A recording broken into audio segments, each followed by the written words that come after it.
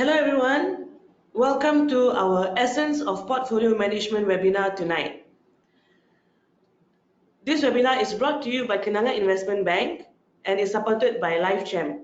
So before we begin, if you can hear me clearly and if you can see the screen, please click raise the hand button. I repeat, if you can hear my voice clearly and if you can see the screen, please click raise the hand button. Cool. All right. Okay. So I see a lot of hands up now. Okay. And tonight our speaker here with us is Mr. David Paul. Hi, Mr. Smita. Good evening, everyone. Okay, and this topic is actually different. It's not a stock pick topic, but it's about teaching you how to manage your portfolio. And before I pass over to Mr. David, I will just go through the disclaimer. Okay, so this webinar tonight is purely for educational purposes, and it's not for any call to buy or sell any stocks in the market. So again, this webinar is purely educational.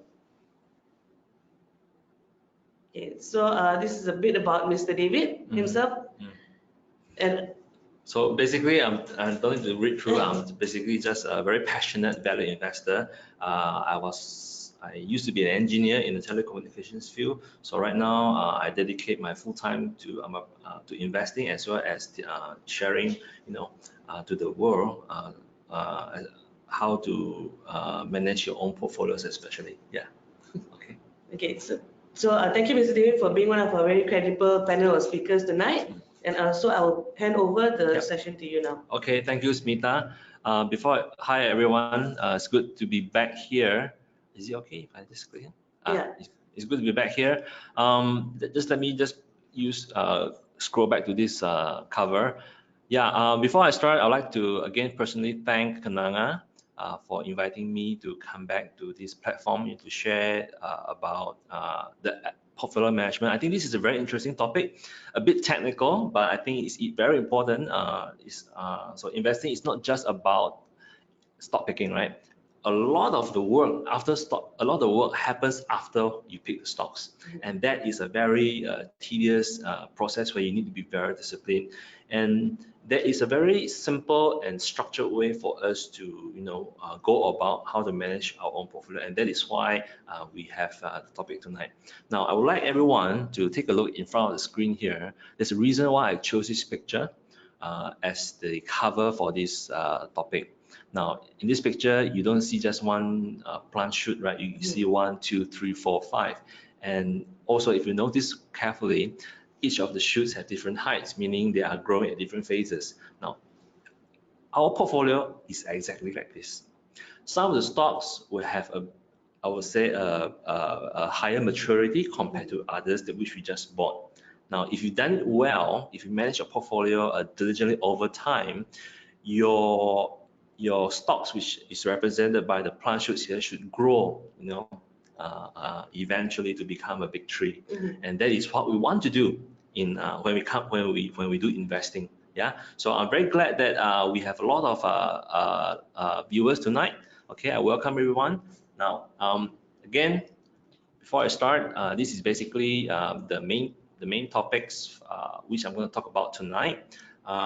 I'm basically going to split it to 4 parts. The first part is we want to understand why do we need to have portfolio management? Why not just pick stocks and make money, right? Okay, there's a lot of information behind this. Then we're going to move on to the simple concepts of portfolio, as well as how you can construct your portfolio in a very simple step-by-step manner. Then I'm going to introduce some very basic but essential portfolio parameters for you to start off. I'm going to introduce some tools that you can get free online as well, other than using your own Excel. Last but not least, a very interesting topic will be how can we optimize not just the performance, but the risk that we're going to put on our portfolio. Okay. Then towards the end, our viewers should understand very well why we really need to have a portfolio. Okay, now to kick things off, let's start with topic 1, which is the necessity of portfolio management. Now, basically, why do we need a portfolio? To put it simply, as long as you have more than one stock, you bought more than one stock, right? You need to have a system. Okay, it's regardless of the size, but more of the quantity. You can have 10,000 capital and you bought 2 or 3 stocks, right? You need to have a system because you need to track. Yeah. So first of all, contrary to popular belief, right, having a portfolio management, the main reason is not to maximize our risk, but it is really for us to help us maximize our return, but really to help us manage our risk exposure. Okay, now what do we mean by managing risk? First of all, we need to know how we expose our capital. All right, so later I'll talk about the details of this. For example, we may not realize that we are too focused on one single sector or industry. I'll give you an example. Many years ago, I had a student who came to me. She's very happy because the portfolio, her investment has made a lot of money. Then when I look at the portfolio, that time I think was a few years back when plantation was very hot. So her portfolio made a lot of money. And then when I saw what she had in the portfolio, she had more than 80% in plantation stocks. Oh, okay. Now, it is fantastic. It is very nice if the plantation sector is moving upwards, uptrend. But what happens if the trend turns? Then her portfolio will get hit definitely, right? So we need a portfolio to help us understand this angle. And on the other hand, sometimes we may not know that also we may be under allocating our capital for a certain industry that we think has the potential upside in the short to mid term. For example, I think a couple years ago, technology was very hot. Then you may have some very good technology companies in the portfolio, but if let's say your total exposure is less than 5-6%, right? Even those stocks double out, that's only 5% to your total return as in a portfolio. Versus if you put 20%, then in the portfolio, if the stocks double out, right, then you get 20%. So there is a balancing act that we have to strike here. Balancing between diversification as well as concentration, and this is what we mean by risk management as well. Okay. Secondly, we need to assess our investment over time. Trust me, Smita, if you meet friends, right? Normally friends who invest, or you go to the coffee shop and you hear people talking about investments, right? They normally tell you the stocks that they make money only. They would very seldom people will tell you about the stocks that lost money in. Okay, but a portfolio includes both. It includes the stocks that we have made money as well as stocks that are still losing money or have lost money. Okay, so it is important for us to have a portfolio management system in order for us to track our goal over time. Remember, we are talking about investing. So investing is a long-term process. It's not as contrary to speculating. You can speculate, nothing wrong about that. But if you're serious to do this long term, right, you have to invest. And if you want to invest, you really have to know how to assess your performance over time. Okay. Then after you assess your performance over time, what can you do? What can you do with the data or the information that you derive, right? You can choose this data will be able to help you to decide if you need to rebalance your portfolio or you need to do something which is out of your original plan, in order for you to say, let's say if your portfolio is underperforming, then you may need to do something which is extra to bring your performance back up. So that is what we mean by assessing a portfolio over time. Okay, and the third one, again, this is a very, very logical reason, right? None of us has unlimited capital. Agree or not? So if your capital is limited, how do you decide how you're going to spend your capital? Now, a lot of people, market participants, they open a trading account with a broker. All right, nowadays it's mostly online, right? They put the money in. Okay, then next day they log in and say, okay, what should I buy today? Now, investing is not that. Investing has a very specific and structural, systematic process. Okay, so with a portfolio, all right, you need to know already since day one, how are you going to spend this capital? How are you going to do allocation, which we're going to talk about later. Okay, and most importantly, how do we optimize our money to make more money over long term within the boundaries of our risk appetite? Okay? Yeah. And last but not least, this is something which is extra, but we're not going to talk about this in detail here. It's about systemization. Okay, now I used to be an engineer, right, for 10 years. So I think it's a good thing that I was an engineer, because everything I see systems. So investing, because it's a long-term process, right, you need to have a proper system. When I say system, it includes the steps that you do, step 1 to step 2 to step 3, as well as the tools for you to be able to execute, right? So if you have a proper system, trust me, it is very easy for you to scale up.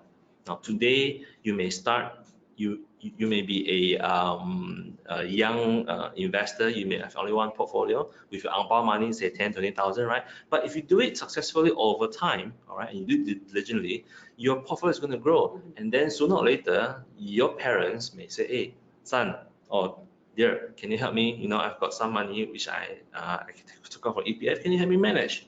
So with this, you need to have a system to be able to scale up already. Now, with a proper system, it's quite easy for you to scale up to say 10, 20, or even 30, 40 portfolios if you have a proper system.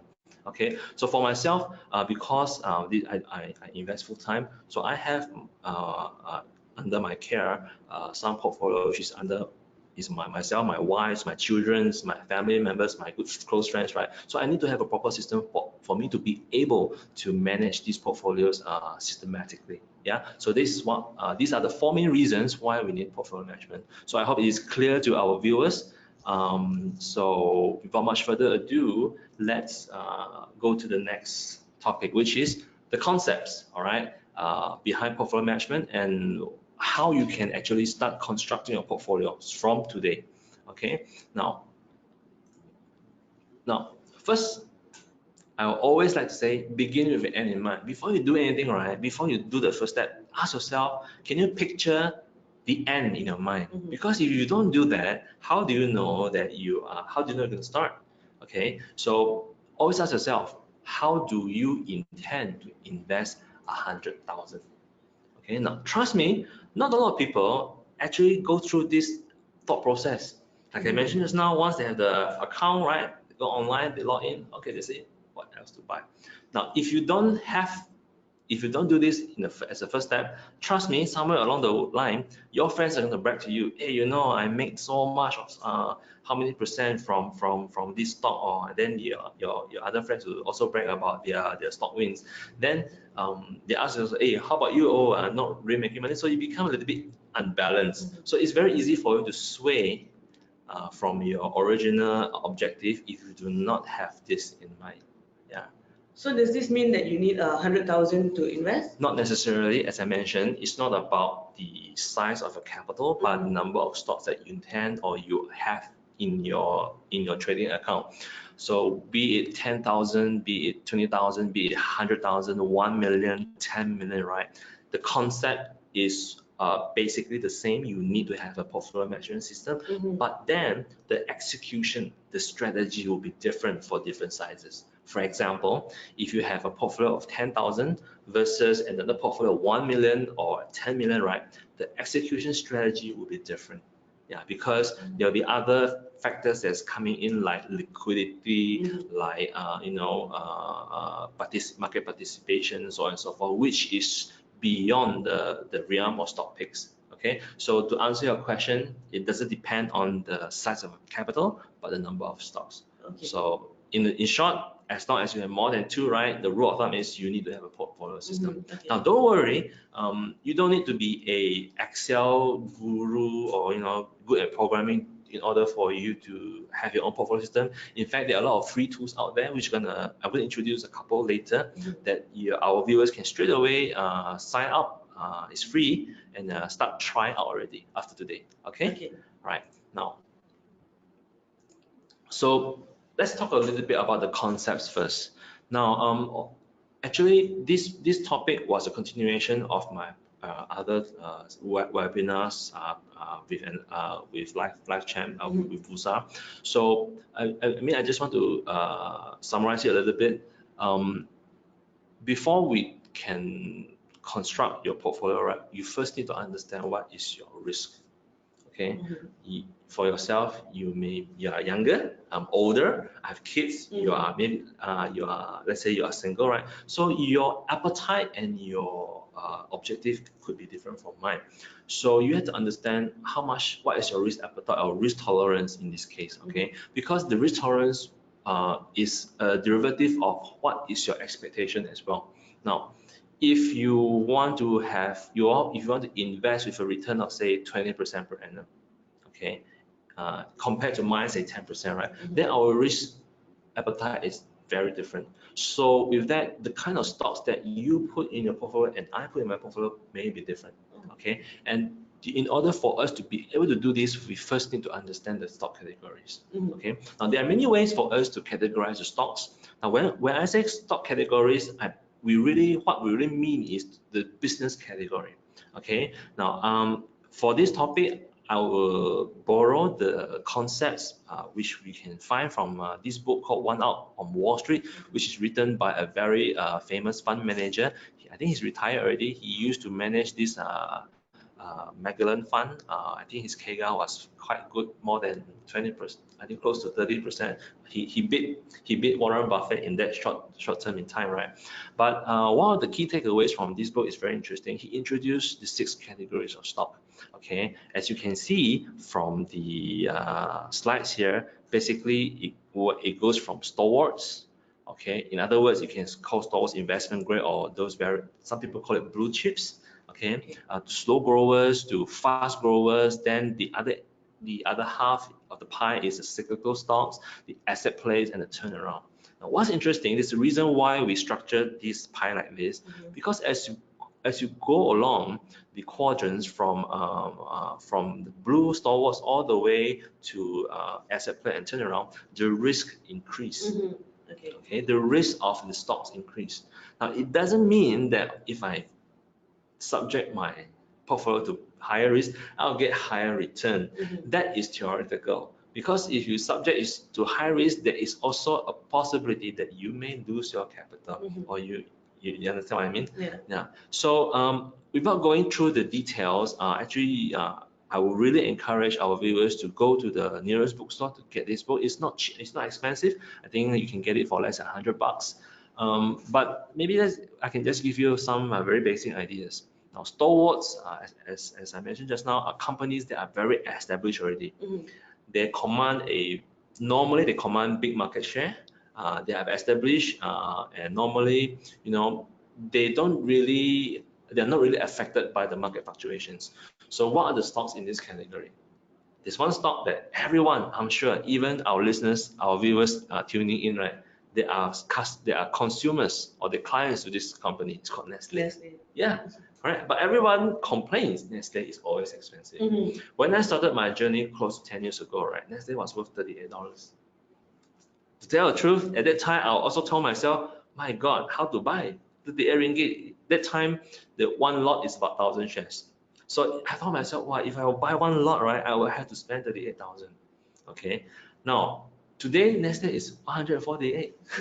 Yeah, it's still expensive, So, but in my own journey, I woke up one day and I realized that Nestle is a very solid business under the stalwart category. So I bought it at 68 ringgit for my own retirement portfolio and held until today.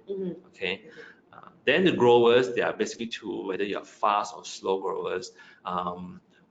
Growers who normally are those very exciting stocks with a lot of potential to grow in the future, right? So I think in Malaysia, we have quite a number of growing stocks, for example, the technology, because everyone knows technology is important, especially with the onset of 5G, which is, a very big hype now, right now. A lot of our technology stocks are slated to grow.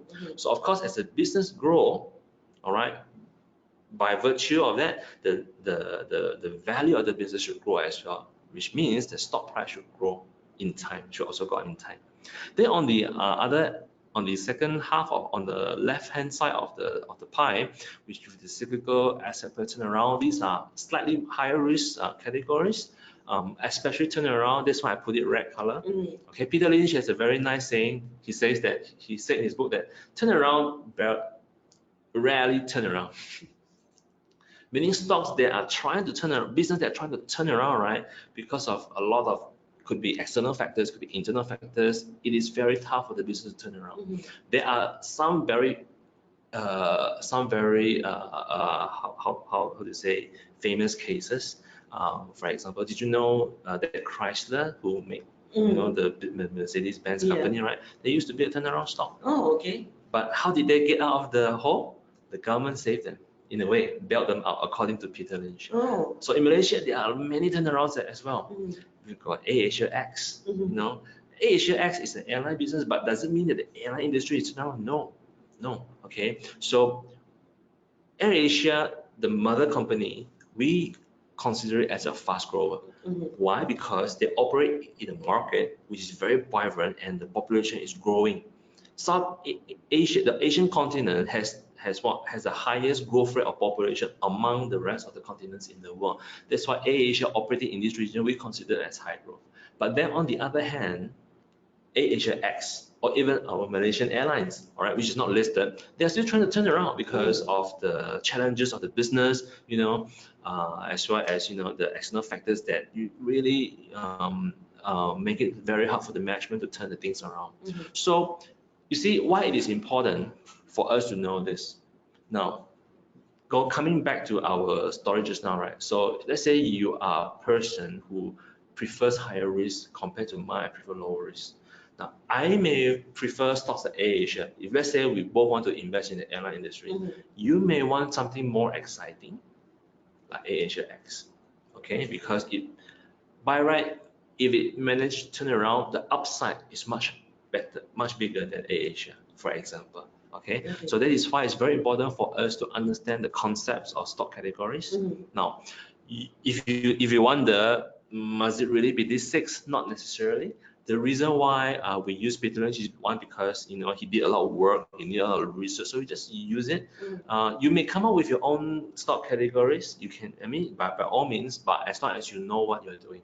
Okay, so for us, we normally use these 6 categories to characterize our stocks. Now, on the other hand, you can also categorize our stocks based on industries. So as I mentioned just now, you can have aviation industries, you can have technology, you can have construction, you can have plantation. Now, why this is important is also, like I mentioned just now, in order for us to avoid being too concentrated on one particular industry. Which may work against us if the market turns. Okay, so basically this is the one of the important concepts behind portfolio management. Okay, now how do we use this to control our portfolio? We see these next steps.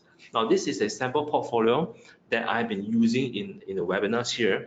Okay, this is a real portfolio which we started sometime in the middle of January this year. This portfolio has been doing quite well, although it's not as fantastic as I'm sure many others will have done better than us. This portfolio at this moment is up about 10%. Okay, so if we continue to maintain 10% until the end of the year, so this portfolio, the CAGR, the compounding annual growth rate, would be about 10% per annum. Okay, now but this is only for case study. I stress here, okay, we give out a disclaimer. This is not a stock pick. In fact, a lot of these prices are already outdated because this is taken on the 15th of January, right? So as you can see, it's very clear already that this portfolio is focusing on one particular sector under category 1, which is technology, right? So we have technology under ODM, which stands for original design manufacturing. We have a technology stock which focuses on OSAT, which is outsourced semiconductor assembly and testing. We have another technology stock which focuses on ATE, which is automated testing equipment. Okay, now then on the second category, we have the Peter Lynch categorization, high growth, turnaround, moderate growth, so on and so forth. This portfolio is slightly higher risk, moderate, slightly highly moderate, because we have 2 turnaround stocks. One is TM, one is TunePro. Now TM has 10%, TunePro has 15%. Now to cut the story short, you know what happened to these 2 stocks? TunePro didn't turn around at this moment in time, but TM has gone out from 258 to I think about 380, 390 today. Oh, okay. Yeah, so you see, it's always give and take. Yeah. All right. Now the important here is the exposure. What I mean about exposure is the allocation percentage. That is very important.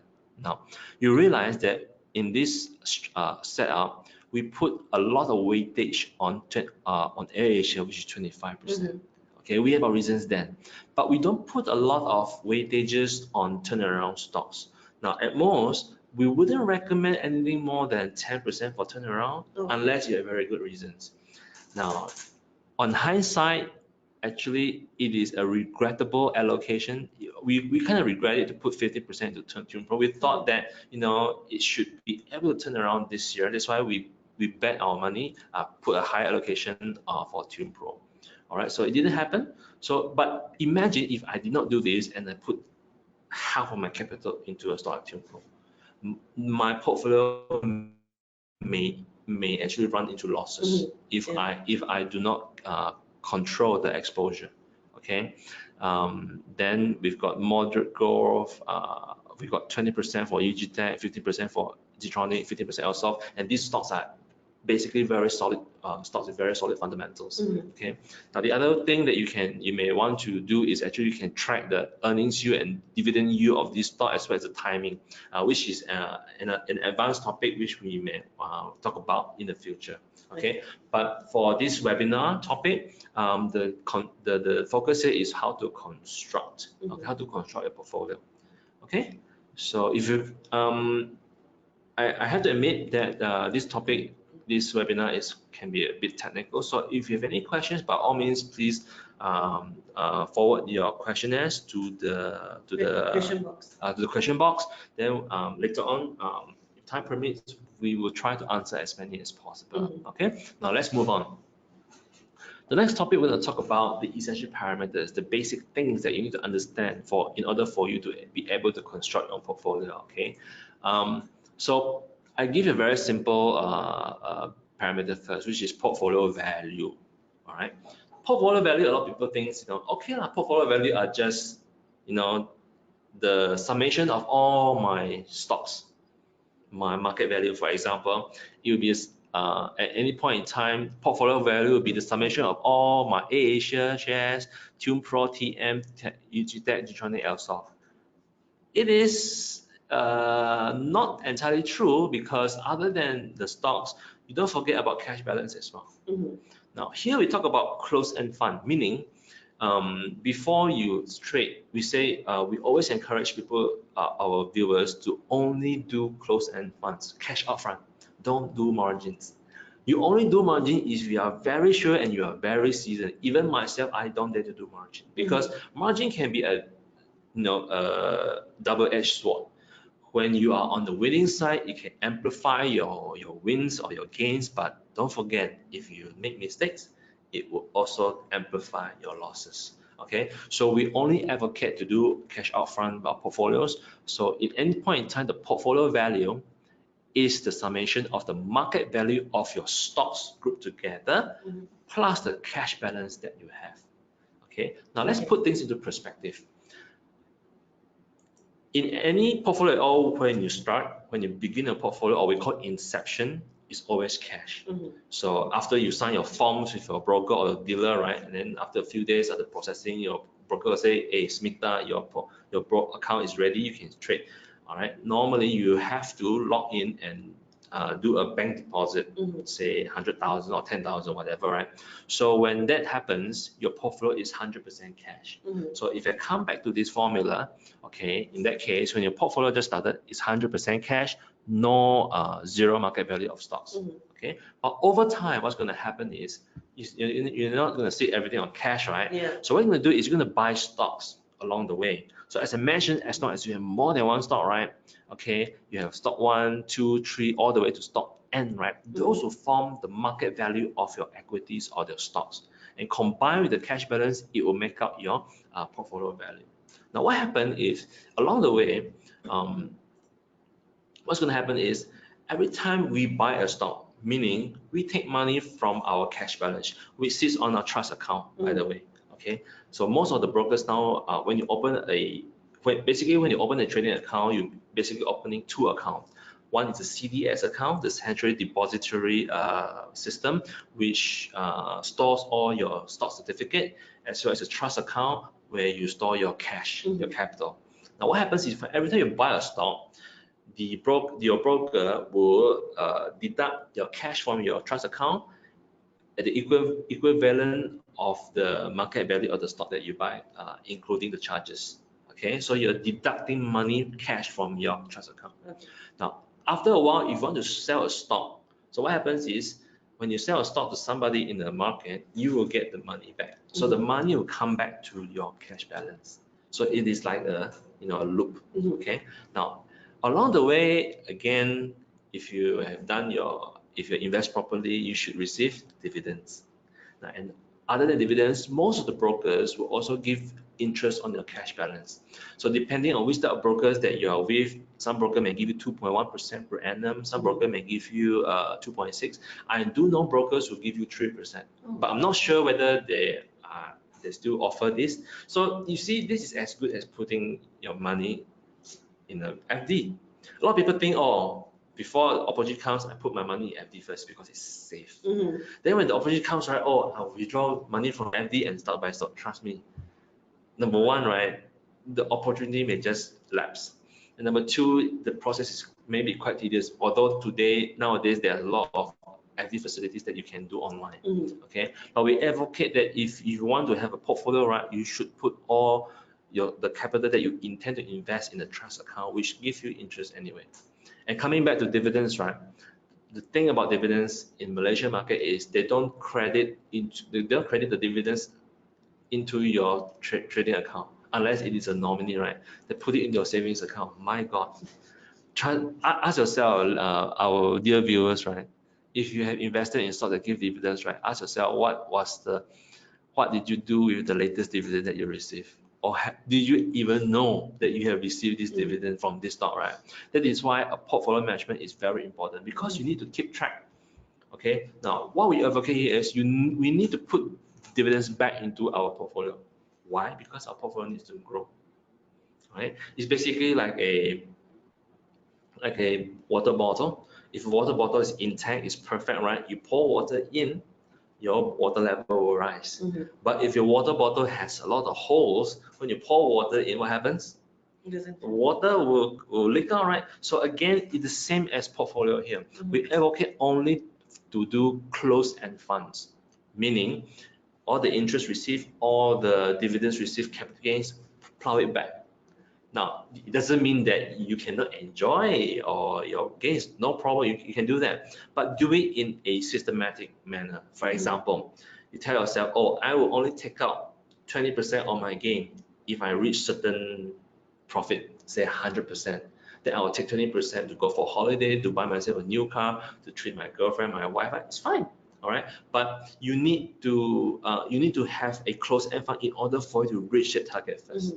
Then what happens after you reach target and you take money out? What happens to the rest of the balance? You reinvest it. Then your tree will grow. Then your shoots will become big trees, right? That's the concept here. Okay, so I think this is fairly simple. I hope that you guys are okay with this. Now next we're going to move into a bit technical here. What you see in front is actually the portfolio management system that we use. Is developed in-house by ourselves, so we use Excel for now until we have the resources to actually program into an app or into a software. But for now, we use Excel, which we think is essential for us. Now, in this slide in front of you, basically you can see that there are 4 boxes called 4 quadrants. I'm going to just for the purpose of this portfolio webinar tonight, I'm just going to focus on the first quadrant, which is shown here. Okay. Now let me see. I can do this. Are we able to see this? Yes. Cool. Right. So I zoom this in for you. Basically, this is what we call the first quadrant. It's like our performance quadrant. You can see the different columns from number, the stock, quantity, ABC, which stands for average balance cost. the price, which is the market price of the stocks, the market value, and profit and loss in terms of ringgit, in terms of a dollar, or in terms of percentage, as well as PW percent. So what does this all mean, right? Actually, it's very simple. So for the next 2 slides, I'm going to talk about this. So just bear with me, yeah.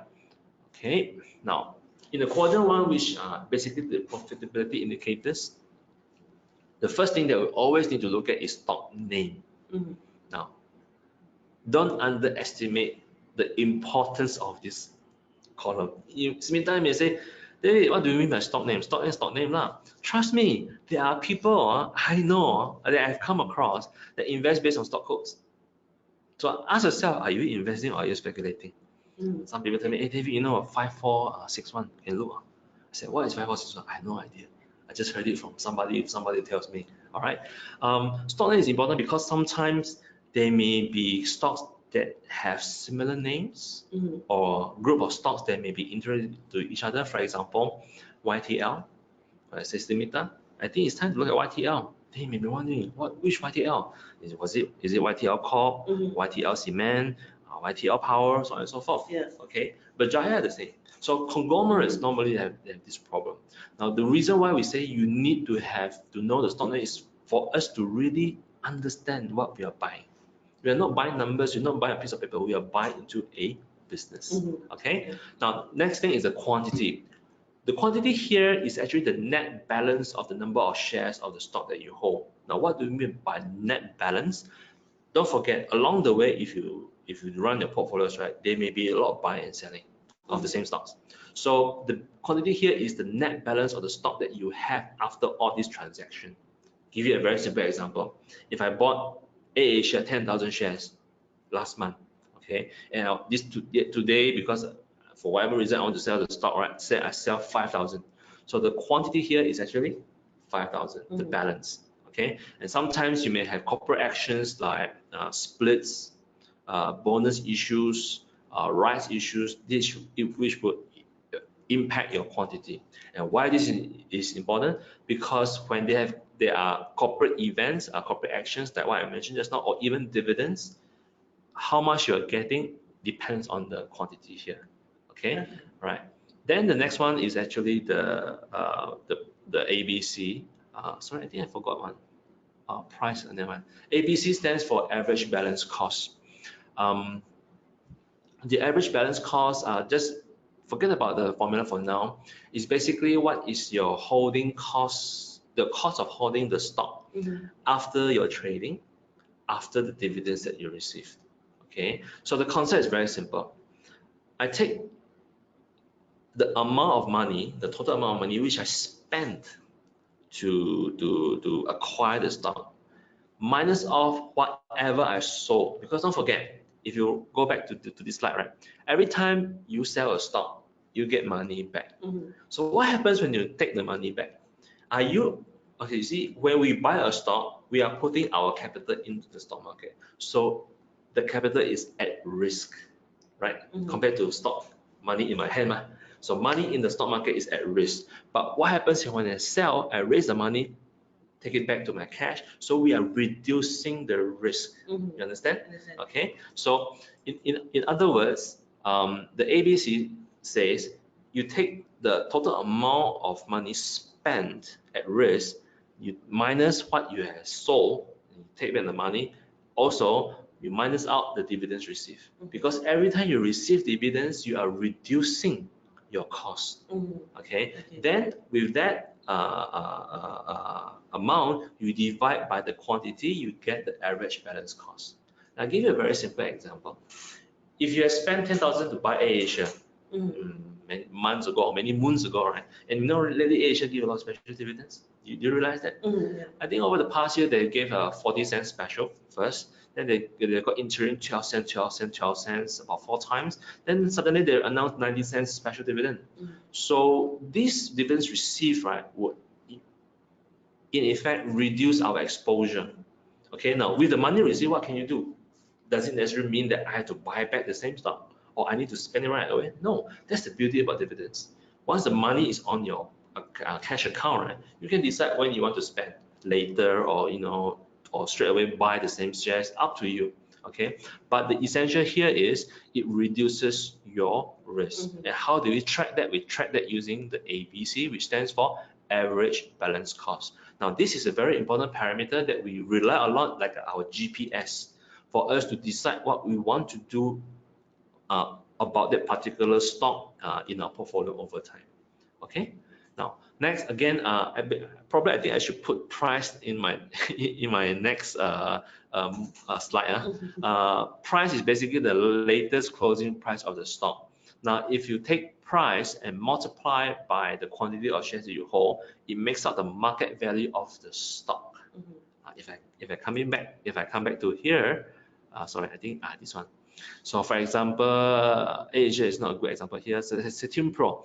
So in this portfolio at that point in time, I've got 80,000 shares. All right. Okay, and then I multiply by the price here, which is 62 cents at the time, which makes out about 49,600 ringgit. So this makes out the market value of that stock. Now in the portfolio, so we need to sum up all this individual market value to make out the total market value of the stock. Remember there are two components.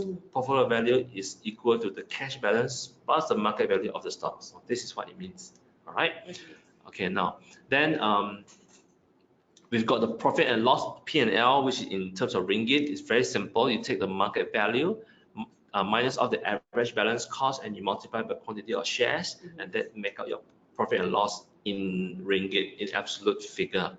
Now, but how do I know how big or what is the contribution of this profit or loss to my entire portfolio? That one we need to divide that by your portfolio value at any point in time.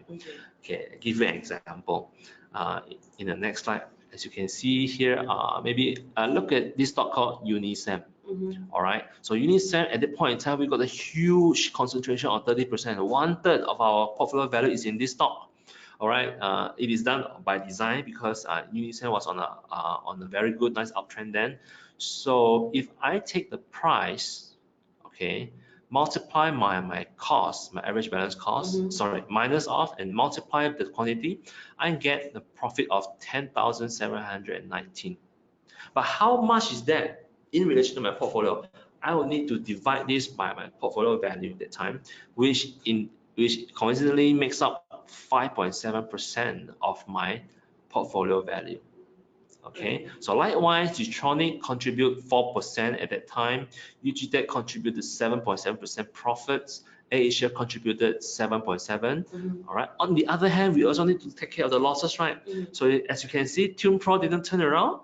So Tune Pro at the time, because we actually exceeded our allocation of 15% to our detriment. So Tune Pro was actually contributing 12% loss. So it dragged down whatever profits that I made. As well as Elsoft at the time, which is less than 1%. Okay, but net, as you can see here, are we still making money?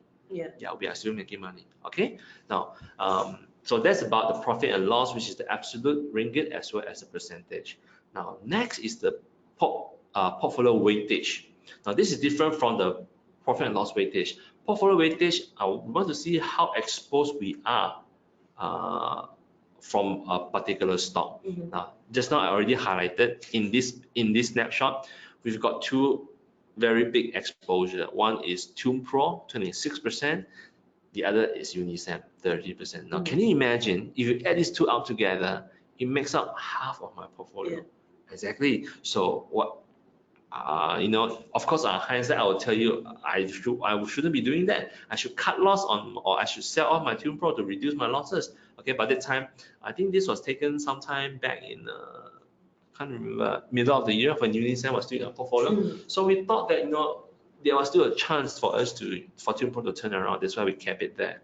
Okay, so but as you can see here in this snapshot, the biggest two stocks that makes up our allocation, our weightage is actually Tune Pro and Unisem, and the lowest exposure is Elsoft and Getronic at 4%. Okay, and of course on the top line you have cash. So very easily I can see already this portfolio at that point in time I've got 19% in cash. Then the other 71%, sorry, 71% is in stocks. Now, why is this important? People are always afraid that if the market crash or corrects, right, I don't have money. So in this case, I got 20%, almost 20%, which translates to about 35,000 ringgit. So in case, say, Elsoft, it came down from 137 to 120, and I like to buy some more, I've got cash to buy. So that's the beauty of portfolio management. It gives you a lot of this, I would say, signs and signposts and GPS for you to navigate through your investment journey. Okay, so I hope that by giving you these few examples, it is clear for the viewers. Now, as I mentioned, of course, this is done on Excel. You don't have to do it on Excel unless you're really like me, you really love Excel, you breathe and eat Excel, right? So normally for our viewers or students who are less technical savvy, we recommend to go to i3investor.com. They have a portfolio function, okay, which is, I think is essential. Although the names could be different, the nomenclature could be different. For example, of course, stock name is stock name. So last price is the market price. Then we've got market value, which is the same. Average cost, we call it ABC. All right, the percentage here is the PW. So it's basically the same concept. That's why we talk about concept. Now you can, the i3 Investor tool, portfolio tool, have a lot of very nice functions. As you can see in front, they've got a very nice pie chart for you to visualize how much you're exposed to instead of numbers, because numbers, graphics appeal to us more effectively. Okay, so I really encourage our viewers to go and try. It's free. The only thing that you have to do is you have got to be disciplined to key in your trades. Okay, so it's garbage in, garbage out. Okay, we do have a couple of sample portfolios, model portfolios that we publish on our i3. So you can look for VALINV, which stands for short form for value investors. I repeat, VALINV. All right, you search for this handle in i3, then you can see the public model portfolios that we share as our, we want to show people that we are walking the talk. Okay, so we really encourage you to do that. All right. I'm sure there are also other paid tools or buy subscription that you can find as well to help you track this as well. I think Morningstar, S&P, they all have their own portfolio management tools. Okay, so this is free. A lot of value investors are cheapskates. We like to use free things. Okay, now moving on, I think we've got about 15 minutes left. So this is a very interesting topic. We basically wrap things up for tonight. We're going to talk about how do we optimize the risk and the performance. Now, a lot of people say you want to minimize risk. Actually, there's no such thing as minimize risk. So just as there's no such thing as maximizing the return. So we need to strike a balance. How do we optimize what we have on the hand against the market backdrop, all right? And with that, then how do we enhance our performance over time? Okay, so again, coming back to this snapshot that I shared just now, which is for case study. Now, I want you guys to focus on the column under ABC now, which stands for average balance cost. Okay, so before that, I'm sorry, my fault. Before that, let's look at this portfolio in total on a high level. Now, there are a few problems that you can see already. I think one of them I already highlighted that just now is concentration risk. 57% of the portfolio is weighted on 2 stocks. Now, if you ask me, as a trainer, I would say no. This is definitely a no, because you are taking a lot of risk. But sometimes, theory is one thing, then the practical, how you do it, execute is another thing. So I have no defense. I am at fault here. Okay. Then secondly, you also notice that actually I've got 34% of my portfolio weighted on the same group of companies. Can you find out which one is that? Air Asia. Yep. And TunePro. Why we say? Because it's belong to the same Air Asia group. It has the same boss, Tony Fernandez. Now imagine I have an Air Asia X in this portfolio. My exposure to the same group will also be quite high, right? Now, why is this a problem? Now, of course, if the whole group is doing well, the portfolio will do very well. But what happens if there's some catastrophic event in that group? Something may happen to somebody, or in Asia's case, a couple of years ago, there was a very unfortunate event, the aeroplane crash. Okay, this will affect the entire group of companies. So you've got to understand and accept the risk that we are putting 1/3 of our portfolio, our weightages, our capital onto the same group. Okay, we've got to be aware of that. So if you're okay with that, fine, but you've got to be aware. All right. Now, next is the exposure of the industry. Now, as I mentioned just now, it is by design, this portfolio is concentrating on technology. So in this case, we have almost half, 47% of portfolio weighted on technology, which is Unisem, Getronic, UGTech, and Elsoft. Okay, of course, obviously, the highest among weightage among these 4 tech stocks is actually Unisem, which we have sold off as of today. We capitalize all our profit, put it back to cash.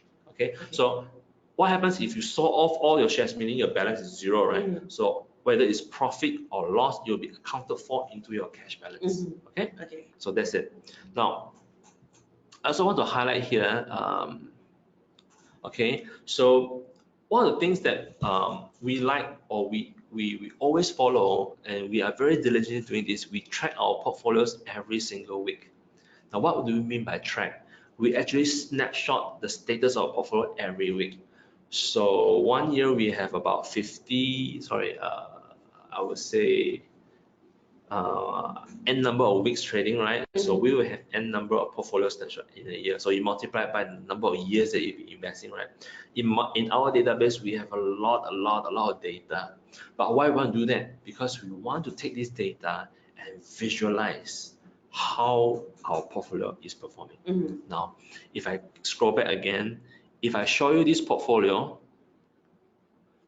can you tell me how this portfolio has been performing? Can't, right? You can probably say, yeah, at this point in time, this portfolio, the absolute return is 88%, which translates to a CAGR of 14% per annum over 4.8 years. Okay, but you don't have a sense of how the portfolio has evolved in that 4.8 years. So in order to do that, we have this visualization, which unfortunately is not available in your free tools. This is our own in-house developed function. So we track our portfolio returns over time like this. Okay, and it's not just tracking the portfolio value. So the blue lines is the portfolio value. We also track it in terms of what is our intended target. So most of our portfolios, our target is to double every 5 years. So it translates to roughly about 15% per annum compounded. So what we do is we're going to draw a line like this. Okay, so if you want, you need to know a little bit of Excel skills for you to do this, but it's very simple. We have one line for 15%, we have one line for 4% per annum. Okay. Why 4%? Because we also want to track the risk-free rate, which is basically our FD rate. Okay. Now, why this is important? Let me show you. Okay, look at the 2 arrows there. Okay. Look at the first arrow. Did you realize that actually at this point in time, when the portfolio had been running for about 1.5 years, the portfolio went down from a positive return 20% to negative 20% in a very short time. Actually, what happened there was Asia crashed from 230 ringgit per share to 80 cents ringgit a share in 4 months' time. So naturally, we have a high concentration of Asia then, so it dragged down the whole portfolio. Now, at that point in time, you've got to think already. We see from here, from this point to this 15% line here, we have a gap. So we've got to decide already, do I need to do anything on my allocation, all right, in order for me to get back on track? Now, what happened at that point in time is, the reason why AirAsia share price crashed is because there was an accounting firm in Hong Kong that accused AirAsia of, coming out with a fraudulent accounting, which we know is not true. The business is doing very well, so we decided to really pump more capital into AirAsia. So this particular portfolio, we have more than 50% into AirAsia, and we've got our reasons for that at the time. But that's for another story, for another day. Yeah. So because we did that along with other stocks like Padini, Heineken that time, now it's called now it's called Heineken, used to be called Guinness. Most of these stocks came down a lot. So we decided to pour our money into these stocks. So eventually, when things rebound, you know, when the market realizes actually there's not problem, so the share price will rebound like this. Okay. Now, on the other hand, here at this point in time, right? So you notice that the blue line is very high above the intended 50 target. So by right, what should the portfolio owner do? Knowing that you have already overachieved your intended target. Take out cash. You should sell more, conserve more cash, Yeah. right? So that, because we're talking about risk management, not talking about maximizing performance, right? So by right, that's supposed to be the way. But if you look at this point, the highest peak here, which is this big red line, is the doubling already from 100,000 to 200,000, right? At that point in time, we should already sell most of our stocks, raise more than 50% cash, because we are almost reaching our target. But we didn't do that because back in 2018, you know, the tech sector rallied, you know, so a lot of portfolios went up 30% in a year. Okay, so we thought, wow, we're so good, right? And that time, I remember all the economists, all the reports pointed to a very vibrant 2018. I'm sorry. This is the end of 2017. Oh, okay. So 2017 was a great year for technology stocks, in fact, a lot of sectors. But 2008, at the end of 2017, because of all these wonderful stories, right? Every single economist, every single analyst were projecting a fantastic 2018. But as you know very well, what happened in 2018? Trump happened. President Trump engaged China on a very aggressive manner, and you know, they went into a trade war. So that what happens? What happened was all the technology stocks, boom, came down. So on hindsight, at this point in time, regardless of whether trade war happened or not, we won't know, right? But from a purely risk management point of view, we should be taking profits at the time. So we learn our lesson from tracking our portfolio. So we take this lesson, we buy our bullets, we admit, so we enhance our strategy moving forwards. So that is also the importance of portfolio, to track your performance and to enhance your strategy over time. Okay? So now I've got about 5 minutes, so I'll move a little bit faster now. Now over here, I want to highlight on these 3 stocks from the same snapshot just now: AirAsia, Getronic, and UG Tech. Now, can you see what is the ABC? What is the average balance cost? 0. It's 0. What does it mean by 0? Remember, ABC is you take whatever you spend, take back whatever you receive in terms of sales, in terms of the dividends, right? And what is that? You divide the quantity to arrive at the ABC. Now, what needs to happen for it to be 0? In order for it to be 0, it means that whatever you spend is equal to whatever you take back or more. Okay, I'll give you an example. Now, this is the case study for AirAsia. So basically, this is the evolution of the share price as well as our ABC, which is the red line here. Now, as you can see, when we started investing in AirAsia back in 2015 at 230, what happened in the next 4 months? Boom, came down to 80 cents, right? Yeah. So at that time, we were actually buying into AirAsia. Okay. Now, what happens is, over from here to here, for the entire period of our holding, our total buy is about 233,956. We spent to buy AirAsia, to acquire AirAsia net. So at this period, we also sold 250,000 worth of AirAsia shares, which we take back.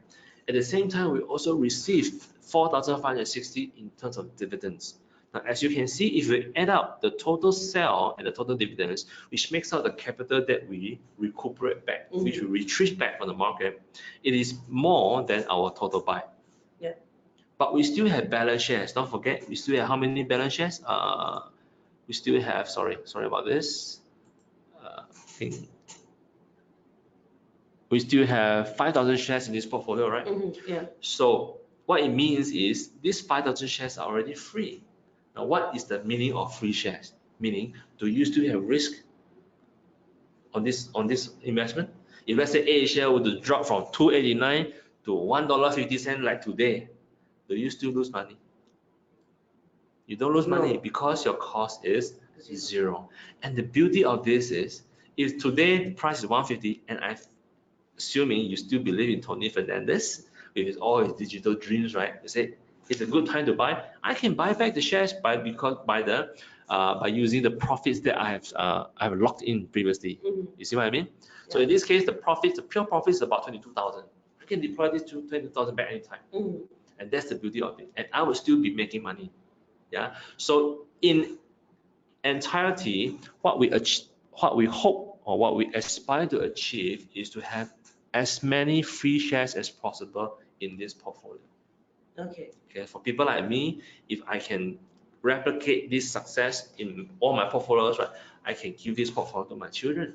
I can give this portfolio to my wife. Say, you don't have to worry too much because or whatever capital or whatever cost is already being paid back already.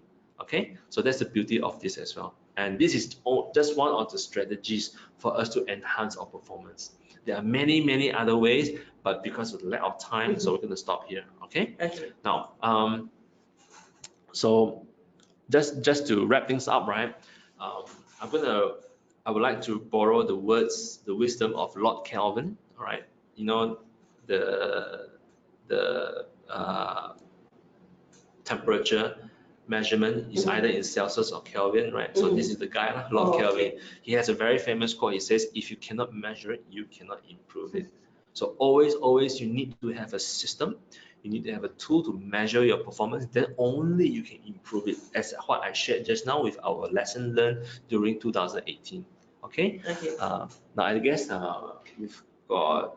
I think we're just in time. Yeah, so I'm going to skip this part. It's not important. Before we go to the Q&A, I'd just like to share with our viewers that Financial Independence Express, which is our education group, we are going to have a market outlook happening in January 2020. So most likely it's going to happen on the first Saturday of January. So please like our Facebook. We're going to publish our the details as soon as possible. I think within the next couple of weeks, we should have details out, and you can register for our market outlook where we talk about the our thematic focus that we are going to have in 2020. Okay, so with that, this officially ends my presentation. So I thank you very much. Or Smita, can you see if you have any questions? So now we start off with our question and answer. So for our first question, if your portfolio is doing bad, how would you approach it? Okay, so this is a question by Edwin Chan, right? Yes. So this is a very interesting question. So I guess, Edwin, is your portfolio doing very well or very poorly now? Okay, just kidding. Now let's tackle this question into two angles. Now let's do the more interesting angle first. How do we tackle if our portfolio is doing very badly? Example, in this case, doing very badly, okay? Now, at the point in time, you may need to reassess your portfolio now. You have to see what do you have in the portfolio. Do you have a lot of stocks that are not performing, meaning the business is going through a downturn, or it's because you are other reasons could be you are exposing yourself too much on certain stock, like in this example, Tune Pro. Okay, overexposed Tune Pro and it dragged down 22,000. Imagine if this portfolio do not have Tune Pro, my performance much better, right? Yeah. So you got to decide them, and this will actually involves your capacity of stock picking now. You have to understand what you're investing in first, Edwin. So I give you from my perspective here. Now, today we realized Tune Pro, it's very hard to turn around, so we decided to cut, even though we're at a loss. Okay, in a way, we told ourselves we can use the capital in a better way. All right, so then you can decide then. You can decide two things. You can plow more capital into the existing stock in the portfolio which you think has more potential, or you can introduce new stock into your portfolio. Okay, into your portfolio that you may think may have a better chance compared to your stocks in the portfolio which is underperforming. Okay, so that's about, I think that's the angle that we're looking at. Always you need to understand the stocks that you buy. Hopefully one of the easiest thing you can do is figure out which stock is speculative for you, and then you cut it. Simple as that. because you won't know what's going to happen, right? And if you don't know what's going to happen in the business in the next 3, 6, 12 months, right? How are you going to able to sleep well? Okay, so this is my recommendation, or no, this is my suggestion to you, Edwin. Thank you very much. Thank you, David. So for our next question, what platform do you utilize there in your case study portfolio? Looks good and systematic. This is a question by Suyin Ong. What platform did I utilize? So are you talking about things like this? So Suyin, please look at the screen. If you're talking about the visualization, it's all done using Excel, Microsoft Excel. Now, trust me, it's not hard to do. The only thing that you've got to be disciplined is you've got to key in your portfolio trades every week or every month, depending on your capacity or your resources. So this is not my computer. In fact, all the portfolios that I take care of, I have this kind of visualization for them, because at any point in time, I need to know how the portfolio is doing. Okay, so unfortunately, the tools that I suggested, recommended just now, i3, they do not have this function yet. I'm not sure if they are going to have this at all. Even the paid tools that I know of, both local tools, Malaysian tools, as well as tools from multinational companies, they do not really have this function. That is why we developed this in-house. So unfortunately, we do not sell our tools because it's all for own consumption, Suyin. But trust me, it is worth for you to learn how to do this. It's very simple. Trust me on that. Yeah, you won't regret it. So thank you for your question. Okay, thank you, David. So the next question will be, what is your decision on when to cut loss based on fundamentals of technical? This is a question by Ling. Okay, Ling CW, thank you for this. This is a very good question. All right. Myself and my group, which is the Spiral Maker Alliance, we are 100% fundamental. Okay, so in that, what is our decision trigger? What is the angle? What is the things or the parameters that trigger to cut loss, right? Let me share with you something which is in a very light tone. In our team, we don't have the word cut loss. You know what we say? We say we sack the CEO, we fire the CEO. Okay, so what does it mean? It's very simple. If you don't like it, if you think the CEO is not doing a good job, right, sell the stocks, forget about it. Then take back whatever money that is left, right, plow it or invest it into a better well-managed company with better prospects. Okay, so coming back again, what will trigger? Number one, fundamental. So if our thesis is wrong, we've got to admit, meaning maybe you, in your investment thesis, you projected the business or the industry will grow. Then it didn't happen. So you've got to cut, you've got to sack. All right. In our experience, a couple of years ago, we were very heavy into plantation, not the upstream, but the midstream, the boiler makers. So we've got a lot of money invested into CBIP as well as the boiler mac. Now, don't get me wrong, these are fundamentally, they are solid companies. There's nothing wrong. I mean, even the numbers, management seems to be okay, but then the industry is just so challenging for them to really run the business in a profitable manner.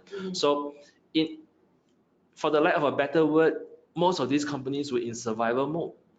There's no upside to the business, right? So after dragging on for more than a year, we say, okay, I think that's it. We got to admit this mistake, right? We didn't foresee a lot of things, so we decided to sell the stocks. Now, on the other hand, on the other hand of the spectrum, sometimes when the stock price goes up too fast, it's also time to sell. Now, most of the people that we come across has no problem in buying, but have problem in selling. Now, either the stock is down, it's very hard for them to sell, or when the stock keeps on going up, it's even harder for them to sell, because they'll say, hey, what if tomorrow it goes up another 10%?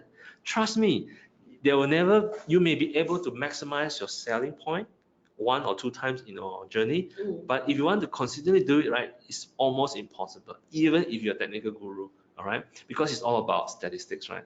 So what we recommend is, if the share price has gone up a lot and you see that, if you track based on this, your CAGR, your portfolio value against your CAGR target, right?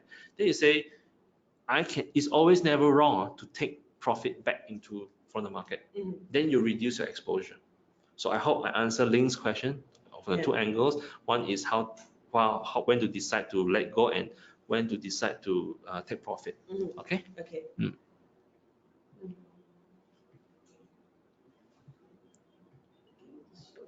Seems that we got quite a number of questions. Yeah. Okay, this is a question by Hui Jin. Can you explain more about concentration and under allocation? Okay, Wong Hui Jin, thank you very much for this question. Your question is, can you explain more about concentration and under allocation? So, okay, thank you for your question. Let's go back to the slides. So I think for over allocation, I don't have to mention again because I talk a lot about, being too much weighted onto these two stocks, which is TunePro and Unisem, whereas TunePro again is a turnaround stock. I got 26%, which is definitely not in the books. Okay, but I would like to talk about under allocation. Now, give you an example. So in this portfolio, right? So we have got the stock called Getronic, which stands for Globetronics. So if you understand the business, Globetronics, they have evolved many times over the years, from Pentium chip producers to packages to timing devices to LEDs to sensors, and now they are into power devices as well. So now, say a year or 2 years ago, right? And when Apple launched the AirPod, call it AirPod, the wireless earbuds, right? Getronic is part of one of the suppliers that actually makes the sensors for this. Okay, and then the sales for these AirPods were skyrocketing. Now, if say, assuming Hui Jin, you know this, okay, and you foresee a huge upside or potential growth for a stock like Getronic, to potentially grow 30, 50, or even higher than that in the next 6 to 12 months, right?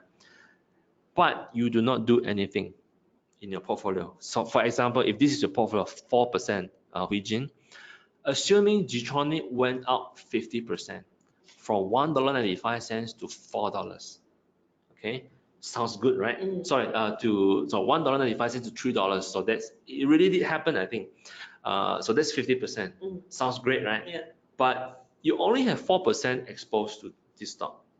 So net, what is your profit to your portfolio?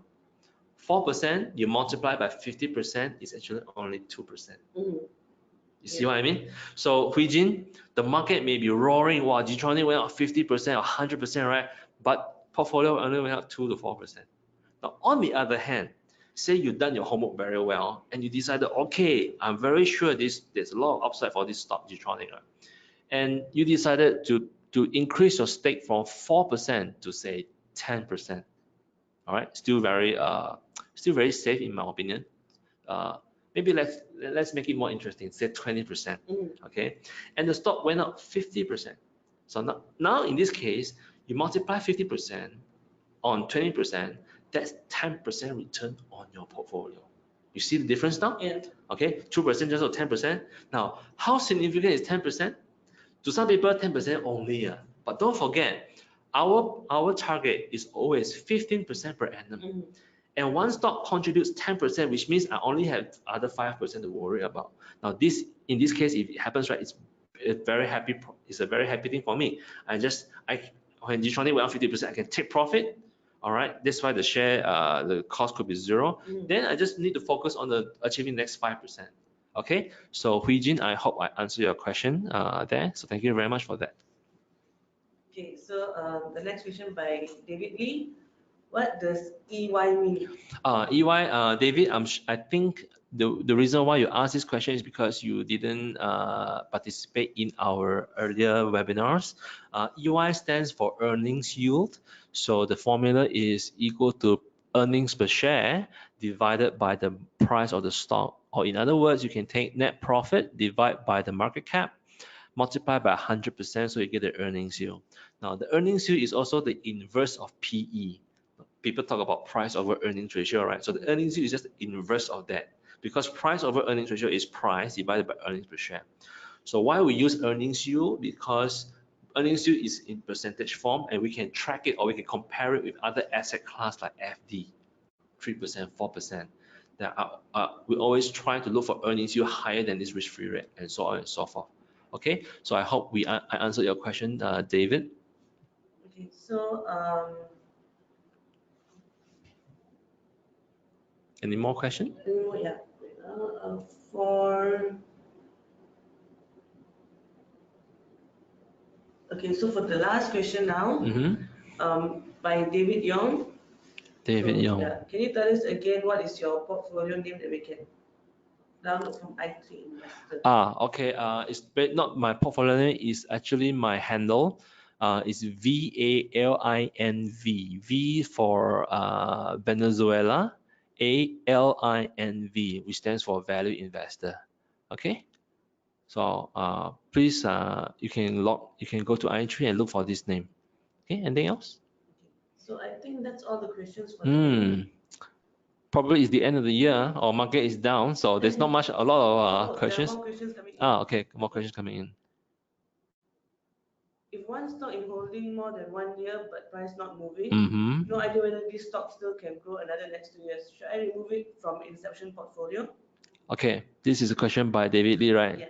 David, your question touched a lot of sore spots, I'm sure, to a lot of our viewers, myself included. Okay, so trust me, there will be more than one time or more than one instance where you have a stock, this just sits there doing nothing at all. And don't get me wrong, it's not a bad stock, it's not a bad company, but somehow the market just does not, realize the value. David Lee, right? Let me give you an example that I have many years ago when I first started out. I invested in this stock called Job Street. You know Job Street? Okay. Even if you're not invested, do you think Job Street is a good company? Almost every single graduate, almost every single person who is looking for new jobs, switch jobs, they go to where? Job Street. Job Street, right? Granted, they are monster DB, they are job seek, but Job Street is still the largest job seeker in Malaysia, right? So, and the business is growing. If you track the numbers, right? Numbers are growing, the profits are growing, the cash flow is growing. They pay quite good dividends, but somehow the price just doesn't move. Now, there could be many reasons for that. It could be because the major shareholders do not intend to move the price. They're happy that the price stays there like this, right? Or there are many other reasons as well. But what happens was Job Street was staying, range bound or stagnant for more than 1 year. Can you imagine? All right. And if you had sold Job Street then because of this reason, boring, right? You would be beating yourself in the head, right? Because right after that, SICK Australia offered to privatize Job Street at a much higher premium than the stock price. Okay, so imagine if you sold the shares before that, right? You will really be Hokkien called to you. Okay, but on the other hand, that's why you have to really understand your business, and you have got to be honest with yourself. Okay, sometimes we try to justify why we want to hold the stock, but let's say you be holding a stock and there's really no prospect, is in the sunset industry, and or there could be other reasons, like you don't see the fire or the visionary by the management. Then you can tell yourself, hey, I might as well sell these stocks, use the money to buy another business that has more potential to grow, right? So this is what we call opportunity cost. Okay, now David Lee, if you decided to do that, right, let me give you an advice. Okay, so this is not advice about stock pick, so I can say use the word advice. Let me give you an advice. After you sell, forget about the stock. Don't watch it again. Don't consistently log into your screen and look at the stock price, because you may be enticed to go back in again, which means you may be swayed from your original reason why you want to sell the stock to buy into other stock. So normally what I do is, after we sell, right, just forget about it, focus on the next one. Yeah, even though the stock may have doubled up. For example, you sold Job Street before it went out, right? Okay, and then suddenly you realize, you look back, oh my goodness, Job Street went up 50%. Now, if you bought at 50%, when you want 50% debt is very risky. Yeah. So I hope I answer your questions there, David. And for the last question of the night. Okay. What's So, PW? Yeah, what is Ah, PW? so this is question by Chi Weng Tong, right? Chi, I think you didn't pay attention then. So there is a very simple explanation for PW. So okay, from this slide, if you look at the bottom, PW stands for portfolio weightage, which measures the significance of the stock position with respect to the portfolio value at the point in time. So what you do is you take the market value of the stock, you divide by your portfolio value and multiply by 100%. Just for illustration, in this case, now if I take Tune Pro of at that time was, where's the mouse? Okay, here's the mouse. Yeah. Okay, if you take Tune Pro 49,000, you divide by portfolio value, it will give you 26%. So which actually translates to a very high weightage. So you got to be aware of this. If you're okay, then by all means. But if you're not okay, then you may want to take corrective measures to reduce this exposure. Okay, that's why portfolio management is very important. Yeah. Okay, so I hope I answered your question, Chi Weng Tong. Just to wrap things up, I think this is already time, right? Yeah. I just really like to highlight on this one. Okay, I know that to have a portfolio management system requires a lot of discipline. Trust me. So if you're the type of person who really do not like to keep record archives, right? This may be a very tough enterprise for you. But if you are the type that you really you are serious in investing, right, and you really want to improve yourself, I really recommend for each and every one of us to have a proper way to manage your portfolio. Now you don't have to use the tools that I shown here, the format. You can use your own format by all means, but at least have something simple or complex or up to your requirement, right, to track your portfolio performance over time. Because most of us who do not do that, right, you don't even know whether you're making money or losing money in the long term. Okay, so that's my message for tonight. I thank you very much for your time, and thank you, Smita, for moderating this, and thank you to KenTrade and LifeChamp for organizing this. All right, thank you very much, and happy value investing. Okay, thank you very much, David. Thank you for the very insightful session today on the essence of portfolio management. So I would like to thank everyone for being here tonight, watching this webinar by Kenanga Investment Bank. And for staying tuned to Kenanga Investment Bank's webinar, we have good news for you. So if you sign up for a Kenanga share trading account because of this webinar, if you like to sign up, please send your full name and contact number to the email address ebiz.kenangatrade@kenanga.com.my. If you do so, please indicate that Kenanga webinar in your email in order to redeem 2,000 B points once your account has been opened successfully.